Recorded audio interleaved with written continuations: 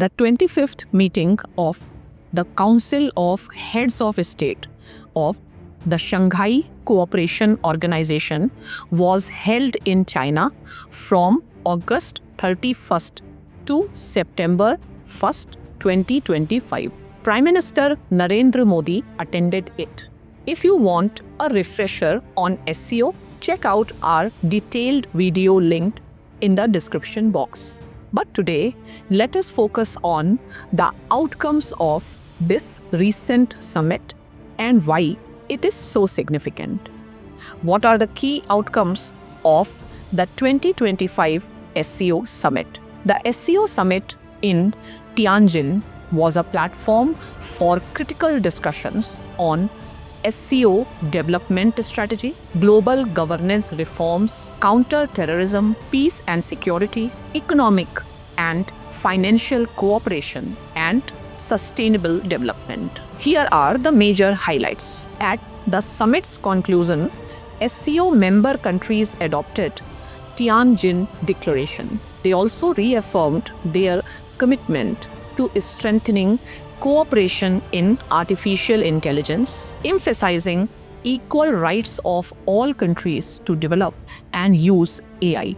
Some member states agreed to establish an SCO development bank, a significant step towards creating an alternative payment system to reduce reliance on US dollar. Chinese President Xi Jinping proposed the Global Governance Initiative during SCO Plus meeting, positioning China as a leader in uniting the global South. Let us see what were Prime Minister Modi's key messages. Prime Minister Modi called for reforms in global institutions to better represent the aspirations of global South, stating that SCO can play a guiding role in promoting multilateralism and an inclusive world order. He urged unified action against terrorism, separatism, and extremism, specifically referencing the Pahalgam terror attack in the presence of Pakistan's Prime Minister Shehbaz Sharif. Prime Minister Modi said the attack was not just an assault on India's soul, but a challenge to those who believe in humanity. Now, let us unpack why this SCO summit is a big deal, especially in the context of global geopolitics. First, China is positioning itself as the leader of a multipolar world order, championing the global South against the US-led liberal international framework. President Xi Jinping used the SCO platform to project China as a stabilizing force capable of uniting developing nations. In a veiled jab at US President Donald Trump, Xi remarked, "Shadows of Cold War mentality and bullying have not dissipated, with new challenges mounting." Xi also said that we must continue to take a clear stand against hegemonism and power politics and practice true multilateralism.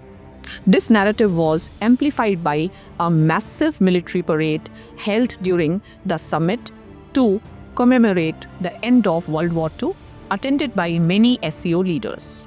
The military parade was more than a display of strength. It was a statement.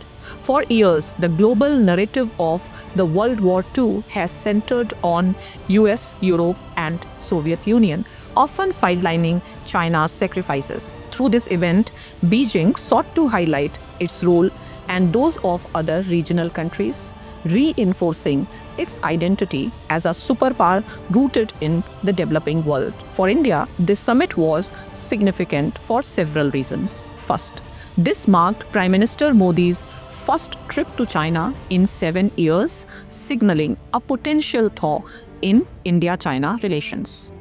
Analysts like Wendy Cutler suggest that Trump's high tariffs on both India and China may have pushed New Delhi and Beijing towards rapprochement. Both leaders emphasized that their relationship is not subject to the influence of any third party. Second, this was the first time Prime Minister Modi and Pakistan's Prime Minister Shehbaz Sharif met since India's military strikes on terrorist infrastructure in Pakistan, adding a layer of diplomatic tension. Third, Prime Minister Modi was seen sharing warm moments with Russian President Vladimir Putin and Xi Jinping, laughing and smiling in an apparent show of solidarity. In contrast, Modi gave a cold shoulder to Sharif with no glance or handshake, while offering a hug to Putin, a handshake to Xi, and a pat on the back to Turkish President Recep Tayyip Erdogan. As NDTV noted, Modi's gestures were as clear as his words in defining friends and foes. Fourth, successive US administrations have tried to position India as a counterweight to China and Russia. However, Trump's recent tariffs on India seem to have pushed New Delhi closer to Moscow and Beijing. Prime Minister Modi's active participation in the SCO signals India's willingness to strengthen ties with Russia and cautiously engage with China, despite past suspicions. As analyst Ashley Tellis observed, US-India relations may face a long downward spiral due to a lack of personal outreach from both sides.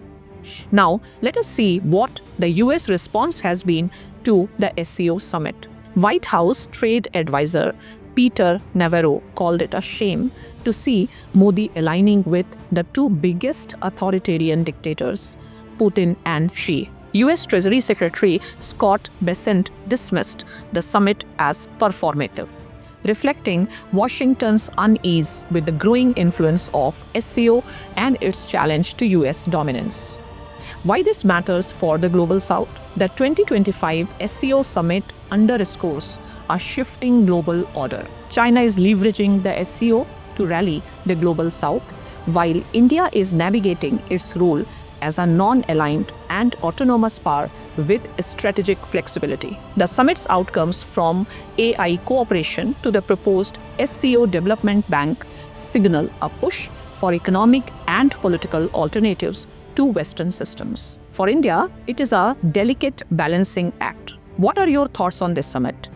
Do you think it marks a turning point in global geopolitics? Drop your comments below and don't forget to like, subscribe and share. Jai Hind, Jai Bharat.